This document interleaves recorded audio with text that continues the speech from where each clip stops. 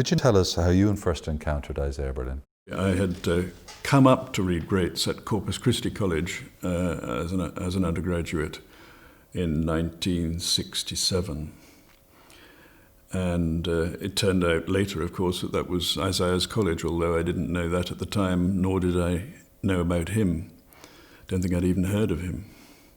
I didn't see that course through to the end. After the first part of the course, I switched to PPP, which is philosophy, psychology, and physiology, of which you do two. I left out the physiology. And after that, I became very interested, absorbed, intrigued by philosophy, and wanted to go on, in particular, to spend some time thinking harder about a particular part of the philosophy of Wittgenstein. And so I decided that I wanted to do graduate work in philosophy. So I applied to various colleges which were offering graduate scholarships to people who were going to do the B.Phil. Was happily turned down by them all until I got to Wolfson, where I was accepted. And that's where I first met Berlin, because he was the chair of the interviewing panel for this graduate award. And I was immediately incredibly struck by him and excited by his personality and his presence. And after arriving at the college, fortunately, I found that he was immensely accessible. He sat around in the common room for hours. He wasn't like one of these apparatchiks who disappears to a committee meeting immediately after downing his coffee. Sometimes he would sit there from lunch until dinner, and anybody who wanted to could sit and talk to him, or more like listen to him talk, because he was a great talker and not a fantastic listener at all times, which didn't matter because he talked so wonderfully that one didn't resent it. Anyway, I got to know him, and I asked a philosopher friend that I'd made at the college, a man called Samuel Guttenplan, who had worked with Berlin in New York in the 1960s as his research assistant when he had a professorship at the City University there, and knew him very well. I said, what has he written? What should I read to find out what his ideas are?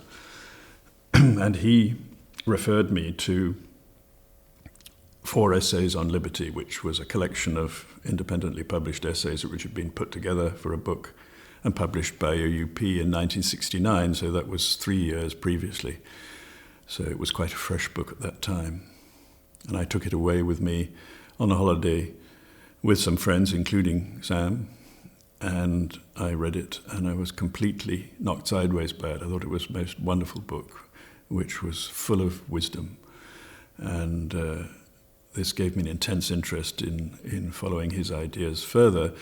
And so I discussed them further with Sam, and I suppose it was at this point that the idea occurred that somebody needed to rescue more of his work and put it together, because he'd published very widely, but often in obscure places or foreign periodicals or pamphlets or things of that kind. There were no proper, apart from Karl Marx, which was published in 1939. There was nothing that was, there was The Hedgehog and the Fox, admittedly, which was published in 1953, and then there were 4 essays on liberty, but there was a terrific scope for more to be done, and I entered into negotiations with Berlin with that in view. Having become aware of how much he had published, although I still was very poor on the specifics, I was just given a general idea by conversation, or in conversation, that there was a lot out there. So I started talking to Berlin about it. And he was hesitant, and he blew hot and cold, but he was very loyal to the students at Wolfson. He would support them in whatever they wanted to do, and just because what I wanted to do involved him, that didn't make this an exception. And I think that was part of the reason why he did eventually agree that I could do this, even though various other people had approached him previously and had either been turned down or had been accepted, and then he'd changed his mind or whatever.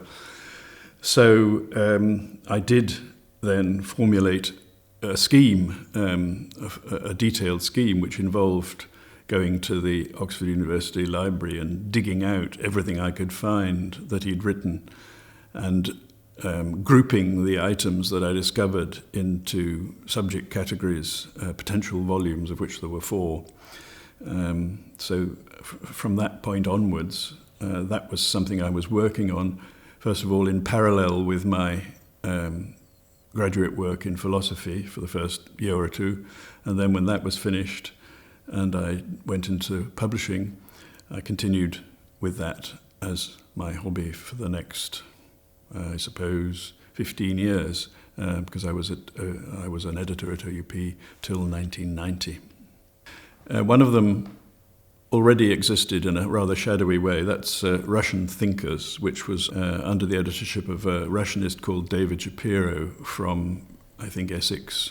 And for some reason which I don't understand, Shapiro, who had, like me, achieved an agreement with Berlin to allow him to edit a volume, appeared to be doing nothing about it.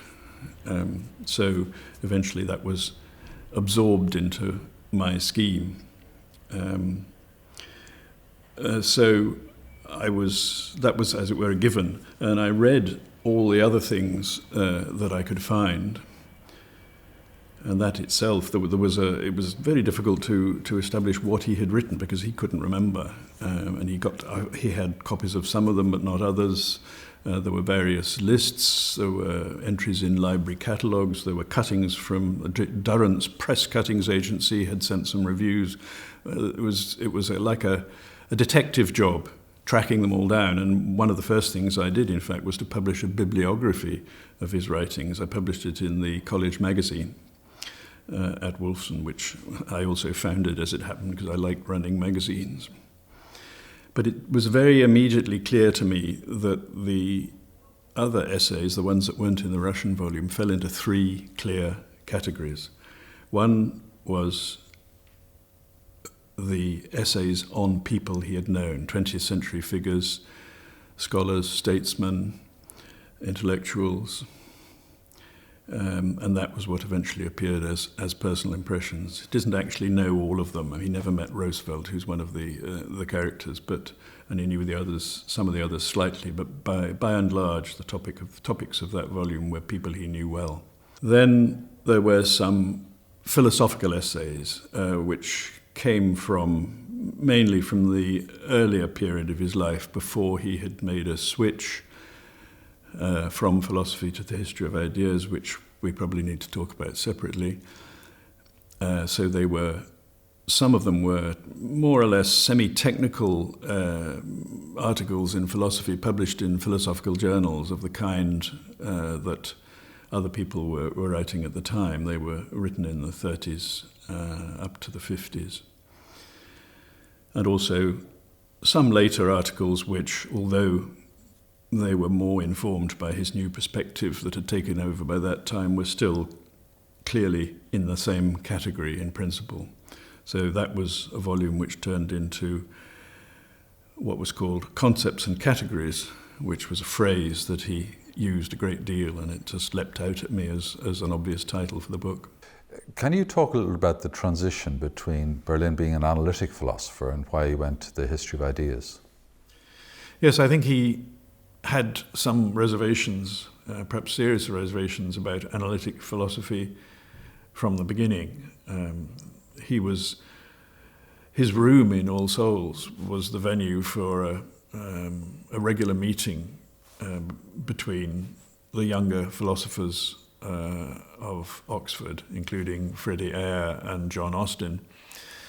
And they had discussions ranging over the whole range of philosophy. And I think his general approach to topics at that time might be called anti-reductionist. He thought that the analytic philosophers wanted to oversimplify everything, wanted to reduce everything to a kind of fixed formal structure, which was a terrific underrepresentation of what was really going on in human language and discussion. So he was, if you like, he was set up to make such a move, but there were two events which he talks of, which stimulated this move to actually take place. I think, though, before I get on to those, I should just say that probably working in America as an active diplomat during the war didn't hold him back either. I mean, I think that broadened his mind and matured him, and probably was an input to the decision he finally took. The first event is a meeting he had at Harvard in 1944 with H.M. Schaffer, a logician, and they talked about philosophy and its limitations and its strengths, and Schaffer managed to convince him on his account that what made philosophy distinctive was that it didn't add to the sum of human knowledge. There were certain, which you might call semi-philosophical or quasi-philosophical areas where something like growth of knowledge occurred, and the two which he mentions are psychology and logic. But in the traditional main areas of philosophy, there wasn't anything that could be described as accumulation of knowledge. You didn't talk about somebody who was knowledgeable in ethics or had added to the sum of metaphysics in the same way that you would about a scientist, for example. So he, I think, imbibed and accepted this as a characterization of what was distinctive about philosophy, and that set him up for the other event, which was when he had to travel back to the UK at one point thereafter, and he was travelling on a bomber aircraft where you sat in the dark with an oxygen mask on your face, and because the mask had to be kept in place and shouldn't be allowed to slip, you had to remain awake. You couldn't allow yourself to fall asleep. And the planes were slower in those days, and the journey time was 8 hours. And he's always said he hates having to think, which is rather a remarkable thing to say as a thinker, but he didn't like to be on his own, thinking without anybody to bounce ideas off, without reading a book, without anything else going on other than the contents of his own mind. So he said he had the painful experience of having to think for 8 hours on his own. And he, during that flight, he claims he came to the conclusion that he did want to acquire knowledge. He wanted, as he put it, to know more at the end of his life than he knew at the beginning. And he'd already conceived a considerable interest in studying the ideas of the Russian 19th century intelligentsia, and he conceived the more general notion that what he really wanted to do was not to be doing first-order philosophy with the problem that we've identified, but to be studying the history of philosophy and the history of the people who had been philosophers and what they'd contributed. So he would end up knowing more about the history of thought in a straightforward accumulation of knowledge way at the end. If you like, I'm not sure that isn't a sort of, to some degree, a rationalization of a development that was taking place in any case, but it makes a good story. In fact, John Gray, the great philosopher, and actually wrote a great book about Berlin, mentions, as in fact I do in my book, that really he felt that doing the history of philosophy was doing philosophy just in another way. He never really abandoned philosophy. Do you think that's correct? I do think that's correct. I think the picture of a sharp change from one discipline to another, which he rather promulgated himself, is misleading. And I think if you read both the pre-change essays and the post-change essays, particularly some of the ones in the philosophical volume that I edited, I think you can see a clear continuity of interest. But it's just that the discussion in the later essays is more historically placed, more historically informed, and for that very reason I think richer, because I think extracting something he would subscribe to is to say that extracting ideas from their historical context and presenting them as if they were free-floating in some abstract realm is unrealistic and unhelpful. So it was a richer form of philosophy, if you like. And then the last category was the history of ideas, which was essentially studies of individual thinkers in the history of ideas, mainly in the 17th, 18th, 19th centuries. And they were remarkable because they displayed his fantastic ability, I've never seen matched, to get inside the mind and under the skin of a person who could be very, very different from him, have a very different outlook on life, but somehow he brought them to life and managed to almost speak through their mouth like a ventriloquist. And this was very much, and one of the common themes of these essays was that these people were not just remarkable thinkers, but they had left a deposit in the mind of humanity, if you like. They'd changed the direction of human thinking. They had left a legacy in the mental furniture that we all enjoy. And that's why I called the book Against the Current, because not only did they have this creative ability to infuse new intellectual content into our storehouse, but they did it against the orthodoxy of the day. They were able to start off journeys in completely new directions, and that's, of course, part of what made them so exciting. So that was the volume of the history of ideas. So that left me with 4 volumes, which, with a certain amount of coming and going and changings of heart and adjusting of content, is how things stayed. And they were published eventually between 1978 and 1980. And did you encounter any resistance from Isaiah in the publication of these, or was it a smooth? Far from smooth. The worst example of his weakness of will, or whatever you like to call it, was that after having agreed to and signed up to the 4-volume scheme, he suddenly got cold feet about the philosophy volume. He thought that too many of the articles were dated, no longer of any particular interest, and that they would attract negative commentary from critics. He claimed that he wasn't worried about negative comment from critics, and that it was just that he didn't want to visit upon the world something which wasn't worth publishing in volume form. But I believe that, in fact, he was always very moved by the thought of harsh comment, and didn't want to expose himself to it when he didn't have to.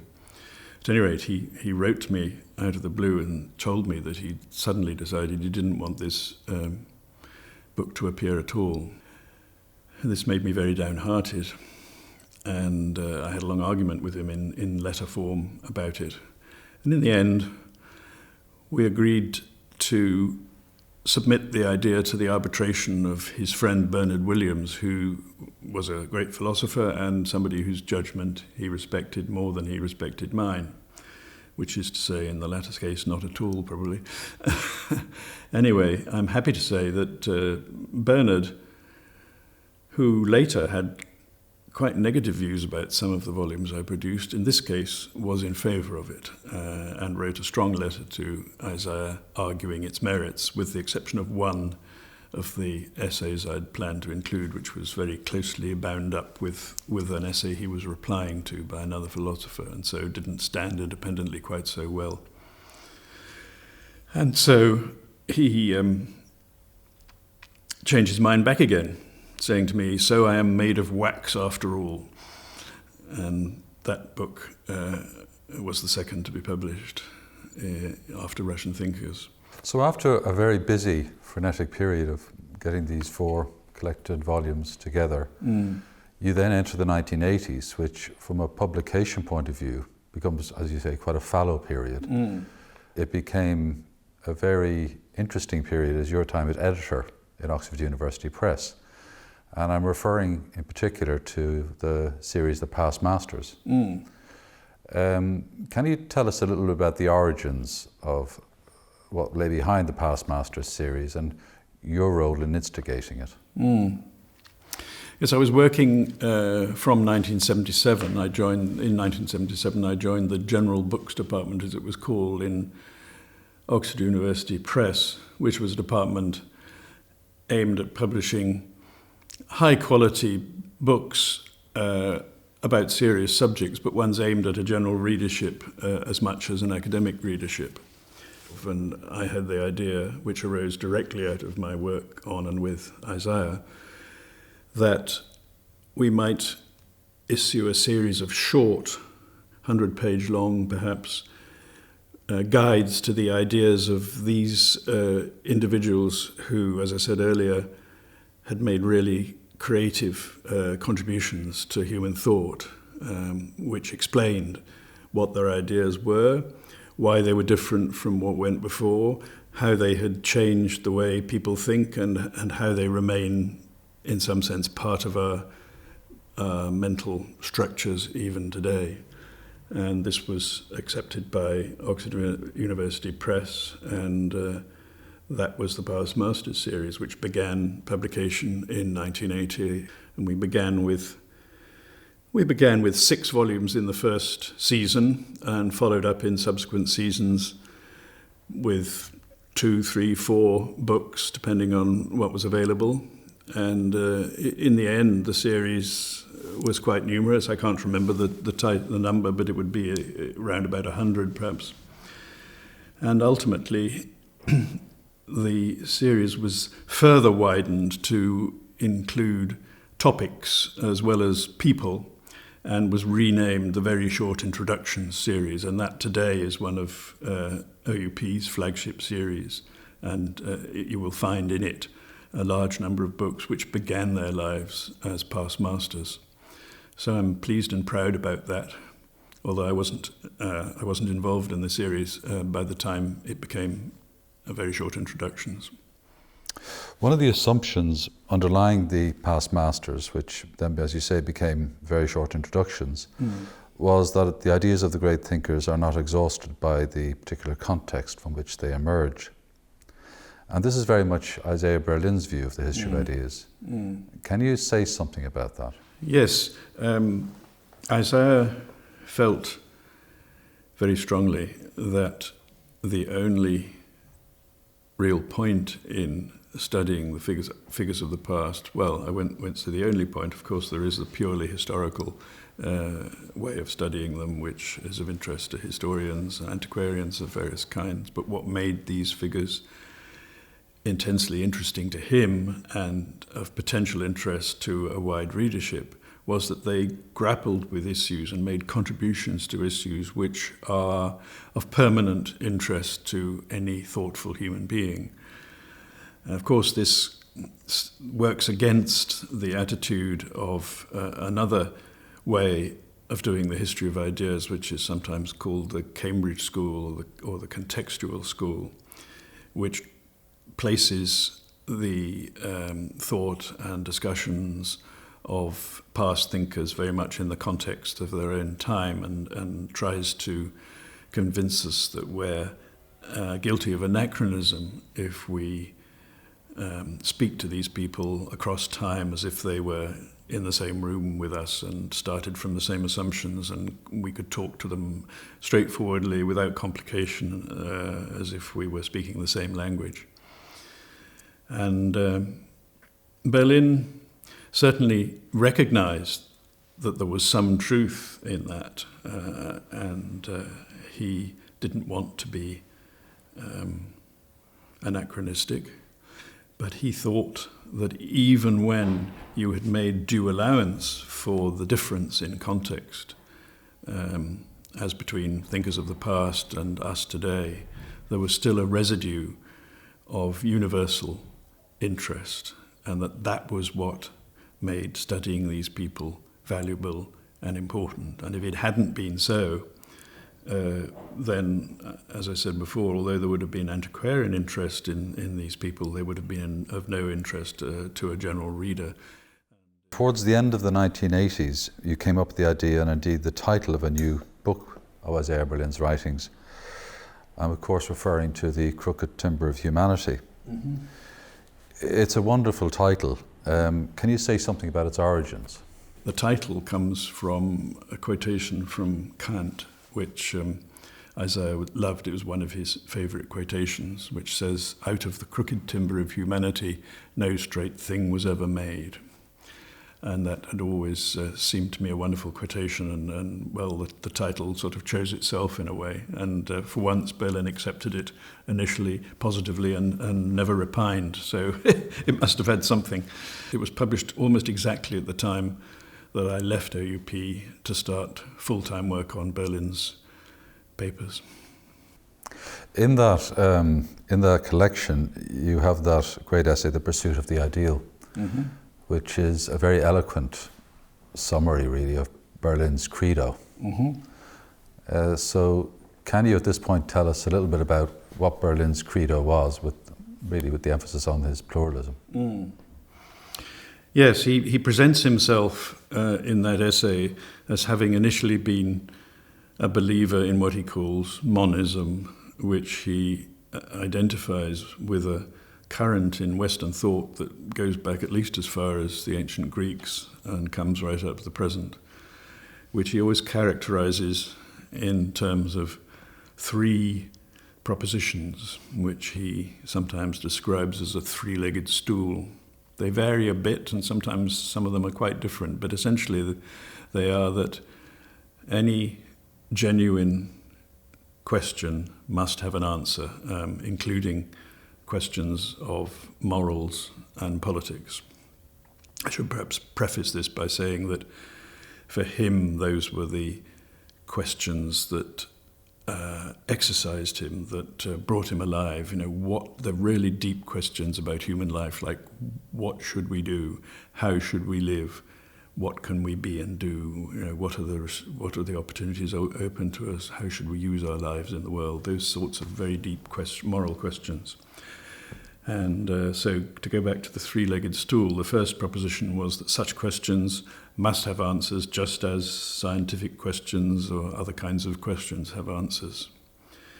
The second proposition was that there must be a way of discovering these answers. There are various candidates proposed, like scripture or experiment or the simple heart of the uncorrupted peasant or whatever, or our own inner feelings. A whole range of possibilities are canvassed, but in principle there must be some way of finding an answer to these questions.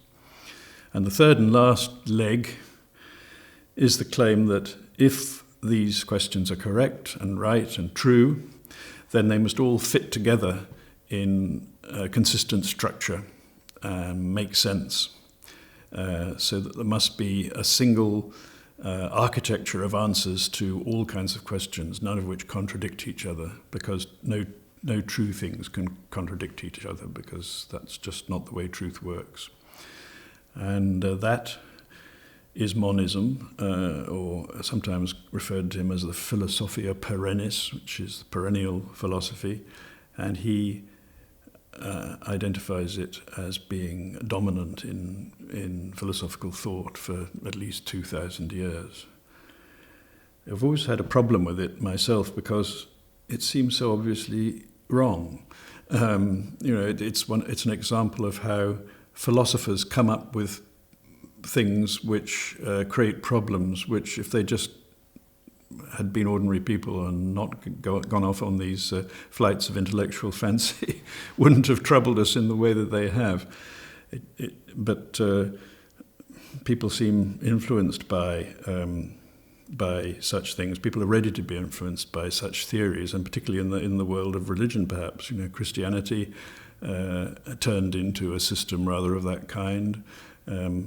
Islam is today a system of rather of that kind, so there are religious versions of it. There are also non-religious, political versions of it, totalitarian versions like the Soviet Union in particular, maybe to some extent existing communist societies today, China and others, where the underlying assumption of the rule imposed by the political leaders or the religious leaders or whichever leaders are involved is that there is a true structure of moral and political understanding which experts can discover and then impose on the people beneath them. Some form of authoritarianism or tyranny or totalitarianism, some oppressive monist ideology which constrains and restricts people's freedom to take their own path, to develop in unpredictable directions. And that's something which Berlin always had the greatest regret about, because he thought it flew in the face of our true natures. He raises a question mark about the truth of, as you say, monism, or he sometimes calls the Ionian fallacy. Yep. And those who have questioned that idea have tended to actually largely become nihilists. He doesn't become a nihilist. He becomes what he calls a pluralist. So the absence of monism, he doesn't think necessarily leads to nihilism. No. Can you say a little bit about what he means by pluralism? Yes, pluralism is what he regards as a truer account of human moral, political behavior, and it says that there are a large number of goals that we pursue, or ends that we aim at, or values that we are guided by, which are generated, if you like, by human nature, by the shared nature that all human beings have had from the beginning of time until now. And they include really basic biological things like the need for food and drink and shelter and social membership. But they also extend into more abstract values like liberty and equality and dignity and so forth. And the important thing about pluralism is that these values don't all cohere into this single consistent structure that I was talking about before, but that they are distinct from one another in irreducible ways. That's to say, you can't translate them all into one super value or examples of one super value, as the utilitarians tried to do by, as it were, giving marks to each value in terms of its ability to cause happiness in human beings, so that you could then add up the various values and work out what the best thing to do in any given situation was. So the demands that are made of us by the desire for equality are distinct from the demands made by the desire for liberty, and they are what he called incommensurable. Let's say you can't measure them together on a single scale, which is what I was just saying about utility. You can't reduce or translate them into one super value. And so there are endless choices to be made between all these different values, because each is making its own distinctive demands, and you have to balance one against the other and achieve a compromise between them, which is a matter of judgment and not a matter of calculation. That's the starting point for pluralism. So is he saying that you can have moral objectivity without moral agreement? Absolutely, yes. He sometimes calls his position objective pluralism. It's not perhaps 100% clear what this objectivity consists in, but I think we can probably usefully define it in terms of, again, of human nature. There are certain natural objectives which human beings aim at because of the kind of beings that they are. and these are plural and sometimes in conflict with one another. So, one person may give a higher value to one as opposed to another in one situation, whereas somebody else in the same situation would make the choice differently. And at a more macro level, a given culture will come up with a package of values which identify that culture, which is very different from the package of values adopted by another culture. And there is, if you like, they're all right answers to the questions, the deep questions which I referred to earlier of how to live, how to structure society. But it isn't that one is better than another, or one is right and another is wrong. They're all right. It's the conflict of right with right, as I think Hegel once said. So my particular assemblage of values and my prioritizing of values is mine and yours is yours, and there's no saying that one is superior to the other, and the same goes for different cultures. So as you rightly say, there's objectivity in that all the values and all the assemblages of values respond to recognizable features of human nature, recognizable human needs, but there isn't moral agreement because they're not. There's no way of saying that one decision, one way of forming a culture is better than another. They're just different options available to us. And this, therefore, sets up a very profound connection between pluralism and liberalism, which before Berlin wasn't very clear. So his pluralism leads to a very interesting justification of liberalism. It does, in my view, and it seems in yours. There's a terrifically large literature in philosophical journals and so forth, arguing the toss about this. Some people saying that pluralism does lead to or justify liberalism, others saying that it doesn't, or indeed, some cases, tends in exactly the opposite direction. But I think it is clear that there is that link, because if it's right that you can't put different moral worldviews in an order of priority, different cultures in an order of priority, then it's not. There's no justification for any one person or one political order to impose their own vision on everybody else, because it's arbitrary to choose that vision rather than another vision. And if there's no justification for that kind of authoritarianism, then the alternative is liberalism, which is to allow everybody to pursue their own particular arrangements of values, so long as they don't do unacceptable harm to other people, which is the essential principle of liberalism. As you say, around the time you published The Crooked Timber of Humanity, you left OUP and you became a full-time editor, really, for Isaiah. Yeah. Can you tell us about, I think it was The Mages of the North was your next kind of project, but that was a very significant move.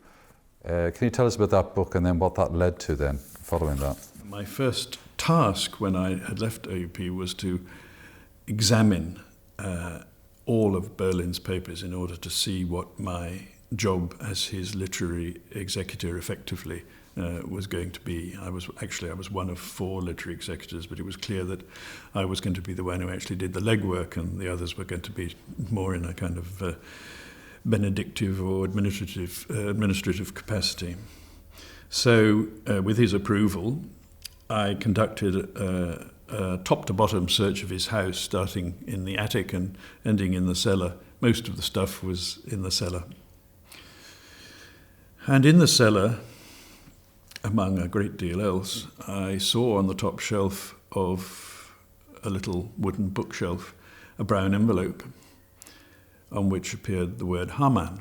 And I opened the envelope, and in it I found a whole series of red plastic belts. That's what they're technically called. They are continuous strips of red plastic which had on them grooves of exactly the same kind that you see on an LP. You can see where sound has been laid down.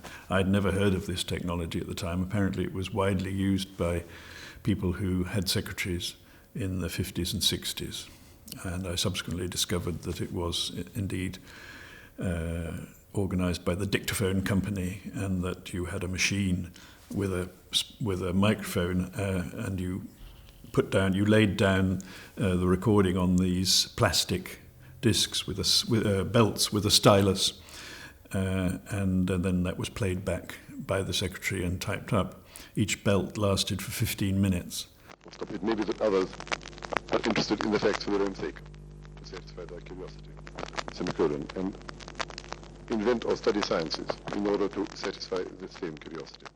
But it turned out that they did contain the missing portion of the book or the essay on Haman, which was much longer and more important to the book than I had recognized. There was a whole chapter and a very large part of another one, and that made it possible ultimately to complete the book, which was then published in 1993, 3 years later, as The Magus of the North, subtitled J.G. Haman and the Origins of Modern Irrationalism. And that was well reviewed, widely reviewed. I mean, no book on that subject by anybody else would have been even taken notice of, but because it was written by Berlin in his inimitable style, it was very successful, and eventually became part of a book called Three Critics of the Enlightenment, which brought back into being a project that he'd originally had to have a book of essays on principal anti-Enlightenment figures. It's interesting that, isn't it? I mean, Berlin was a writer that more often than not went back to the anti-Enlightenment thinkers as opposed to the Enlightenment thinkers for insights, even though he had a lot of sympathy, and maybe you could say fundamental sympathy with the Enlightenment. Yes, he always said that he found it much more interesting reading the work of enemies rather than friends, because friends said things that you agreed with, and it was boring just to have them restated. The self-reinforcing ideas, which is what happens on, say, social media today, where people just get fed their own opinions again and again, and makes them more and more prejudiced in the direction they were originally prejudiced. But if you read the work of the opponents, you may strongly disagree with them at some fundamental level, but they do manage to identify weaknesses in the structure that you support. They reveal chinks in your armour which need attention, which need stopping up, and they enable you to strengthen your own views in ways that make them more immune to this kind of criticism. So that's why he really liked to study those kinds of thinkers. In the early 90s, you started collecting essays that would end up being published about a year before Berlin died. Yet again, you had to deal with his resistance to having the book, The Sense of Reality, seeing the light of day, but thankfully it did. Is there anything you would like to say in particular about this book? Yes, it's in many ways the book that is closest to my heart, because it emerged out of that initial search of his house for material that hadn't been made public before. The volume, The Sense of Reality, takes its title from a talk which he prepared for an American conference, and I thought it was wonderful. I thought it was one of the best essays of his that I'd read. And indeed, it's true that it has created a kind of sub-department of Berlin studies, The Sense of Reality, and along with it an essay that covers some similar ground called Political Judgment, which was a rather new area which hadn't been in the forefront of people's attention before. But there was a long battle between me and him to get the book out. It was partly based on his disinclination to read his own work, which he felt he ought to do before he allowed it to appear. He hated reading his own book. He thought what he'd written was poor stuff, not worth publishing. He did genuinely think that, I believe. So there was that kind of reluctance.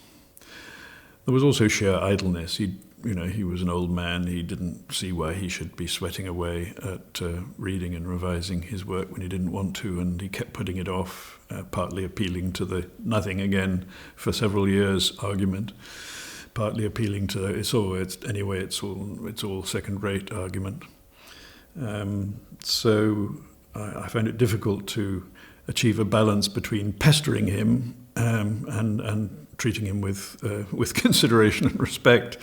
However, it was eventually he did read through it, and he did make a number of corrections or additions, and he did eventually allow me to go ahead in 1996, which was the year before he died, and that's when the book was published. But I feel a special fondness for it because of this relationship it had to this treasure trove of papers in his house, and that stage in my work as his editor. I think it's a wonderful book. I think it's full of wonderful essays. When I sent him a copy of the finished book, he said, "Thank you for the book. It looks splendid. Completely unreadable as far as I'm concerned, but never mind." Which is, of course, nonsense. The latest edition of that book got published this year. Yes, Princeton University Press has published new editions of all the books I published. So they're now available in a uniform series, and in each case I've been able to add extra material of one kind and another that I've discovered since, or that I had considered adding before, but Berlin hadn't been keen, or the various reasons. Anyway, there are 2 new essays in the new edition of The Sense of Reality, which I think is one of his most important volumes. In the second half of your book, you change gear somewhat. You cease to be, if you like, Berlin's Boswell, and you become Berlin's philosophical prober, or what I sometimes call gadfly. Can you indicate what you believe is the main appeal and strengths of Isaiah Berlin's work? What a question. He would be the best person to answer it, of course. I think it's difficult to sum up in a brief way, but I would say that his understanding of human nature, its range, its potential, the way it really works, as opposed to the way some ideologue might want it to work, the richness of human nature, the variety, the nuance, all the sort of anti-monist aspects, if you like, of human nature is second to none. His capacity that I've referred to before to convey the outlook of a thinker by speaking from within his standpoint rather than describing it from outside, which I think is again unmatched in my experience. And the fact that he does so in wonderful prose. Not all people admire his style. It has a certain 19th century orotundity to it, long sentences, lots of subclauses. But the English is plain, it's always clear and comprehensible. There's no use of jargon, there's no unnecessary obscurity, there's no showing off. And I find it a wonderful experience to read it. And as you read it, you feel you're in the presence of somebody who really does get what it is to be a human being and the potential open to us as human beings, and who captures it in his writing and in his descriptions of the different individuals who have thought about it deeply, which I haven't found matched anywhere else. Anybody who wants to ask the deep human questions obviously is going to be interested in somebody else who has addressed himself or herself to these questions in an illuminating way.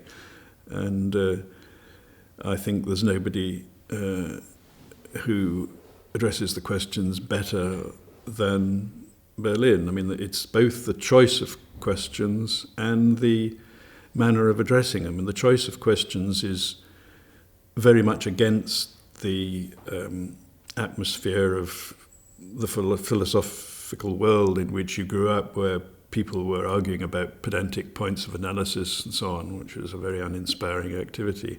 He always thought that the purpose of philosophy was to ask about the most general questions that face human beings. Why are we here? Where are we going? How should we live? What can we be and do?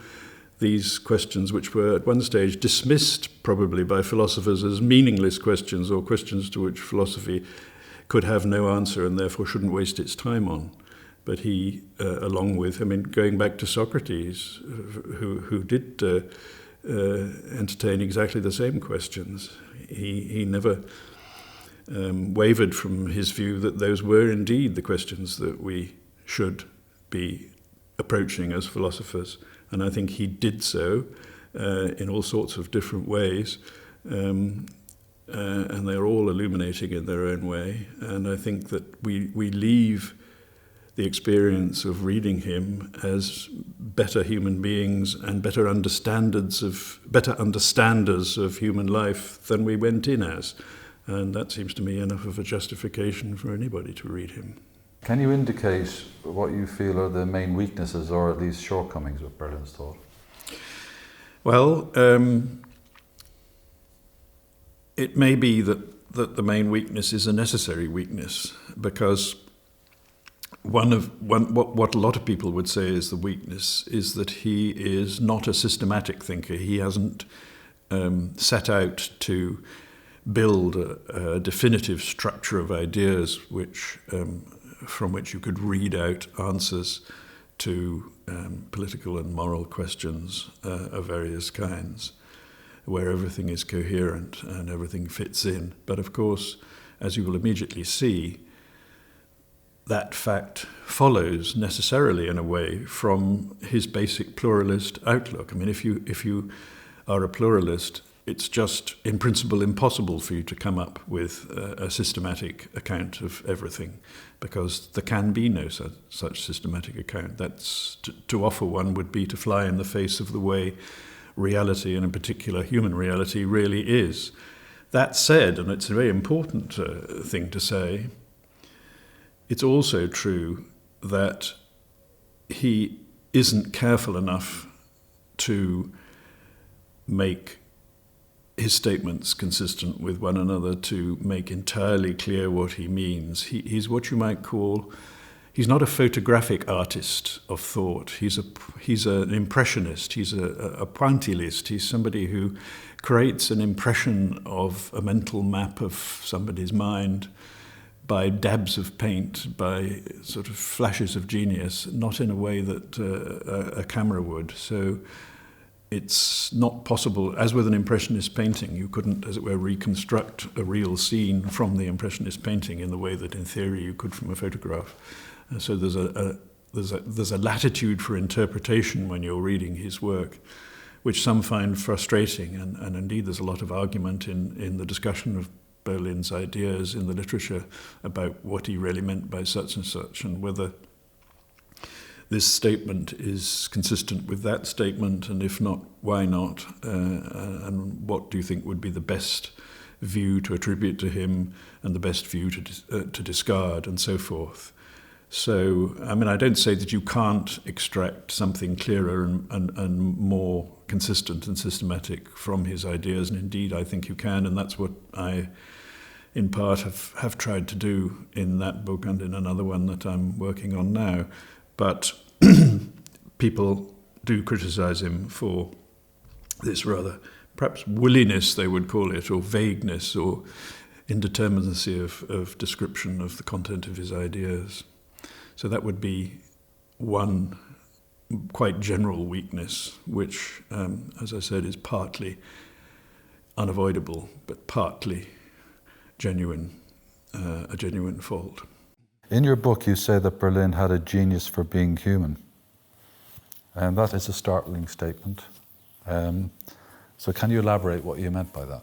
Yes, perhaps it was only half of what I should have said. I think perhaps I should have had a genius for being human and for understanding humanity. I've said quite a bit already about the second part, about understanding humanity, because of the way he asked the questions and the way he used his reading to throw light on the deepest human questions. But the other part, the part I was referring to as a genius for being human, is just that by being in his presence and hearing him talk, you were made aware of areas of human potential, if you like, which might not otherwise have occurred to you. It's exactly what he himself said about some of the geniuses he met. He said that talking to a genius, perhaps Pasternak, perhaps Akhmatova, perhaps Virginia Woolf, enlarged your sense of what human beings could be and do.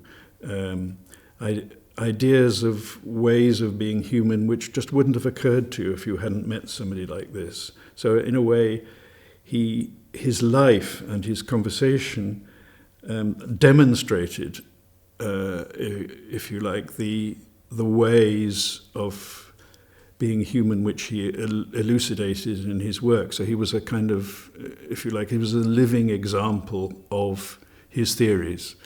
You felt when you were talking to him that you were taken up to a level of intellectual competence or inspiration or personal potential which exceeded the normal resting level at which you lived your life. You came out walking on air and feeling excited and inspired and enlarged. Communicate, I think perhaps I felt it more strongly than my wife did, who found it very easy and amiable, and quite easy to talk to. But every time he turned to me, I felt I was a little bit under examination, being not grilled but cross-examined about subjects about which I was conceived to know.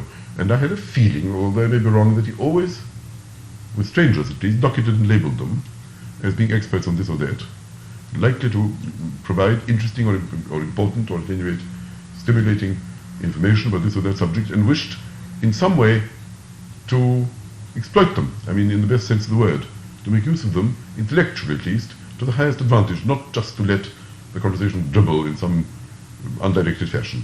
And I had a general feeling also that he looked out the world in this sort of way. It was a kind of orange to be squeezed. There were a lot of facts in the world, a lot of persons, a lot of events, and the great thing was not to allow oneself to drift along or to allow oneself even to be passive in the face of them. One hadn't many years to live, and one must do what one can with what one could. One must make use of everything and direct everything, and generally speaking, not so much, I don't think his ambition was to leave his own impress upon life. The idea was to act, always act, never relax, always act. Strive for something, try for something, build something, make something, fail, try again. Endless drive, endless remorseless forward movement. You also published 4 large volumes of his letters, which are fascinating. Can you say, do you think the letters tell us something about Berlin and his thought that his other works don't? Yes, I think they add a lot of detail, they add a lot of colour, because he's not, as it were, on his best behaviour in his letters, at least a lot of the time, most of the time. If he's writing to friends, he's more candid, he's more gossipy, his professional guard isn't up. So I think that, yes, I think that if you want to have a full understanding of his own mind and its contents, you certainly will derive a benefit from the letters. I mean, one of the things that comes out from the letters, apart from anything else, is a sense of humour. I mean, if you read the more formal essays that he wrote, you might have the impression of somebody who's very serious, but actually, I think from the letters you get a truer impression, which is that he loved to laugh, he loved jokes, he loved watching the panoply of human beings of all sorts of idiosyncratic and eccentric kinds, and he revelled in observing and describing their behaviour, which he does brilliantly in the letters. And I think the letters are just terrific fun to read because they are so full of detailed observation of different human beings. He had a favourite phrase, which actually wasn't his own, but it well expresses his attitude, which is "People are my landscape." You know, somebody was. It was a New Zealand poet, I think, who was once asked, "What kind of landscapes do you like best?" And his reply was, "People are my landscape." And he said, "Entirely true of me," he said. That's what he was an observer of people. And the letters are a kind of extreme example of that, and they're just terribly entertaining. Berlin died on November the 5th, 1997, at the age of 89. And within a few months of his death, 88, sorry, yes. Within a few months of his death, The Proper Study of Mankind, an anthology of published writings, was published in America. And you took the opportunity to add a postscript to your preface to that edition. So I'd like you maybe to read from that to close this interview. Since I am writing this only 5 weeks after Isaiah Berlin's death, I shall for a moment allow myself to relax an editor's customary, somewhat formal manner and express the hope that this retrospective anthology of the work he published in his lifetime may now fittingly take on an extra role, to serve as a tribute to a man I loved, a friend who, of the human beings I have known, was not only the most remarkable and delightful, but also, in so many ways, the wisest, the surest in judgment, and the best.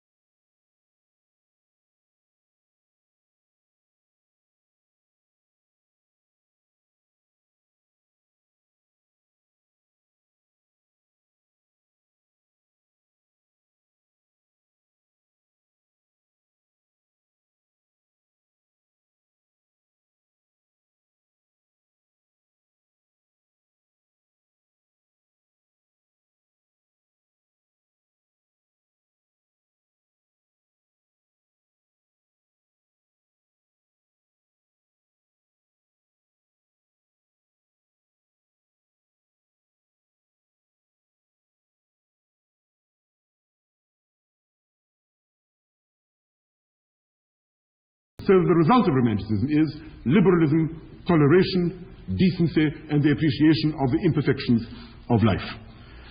Some degree of increased, if you like, rational self-understanding. This certainly was very, very far from the intentions of Romanticism.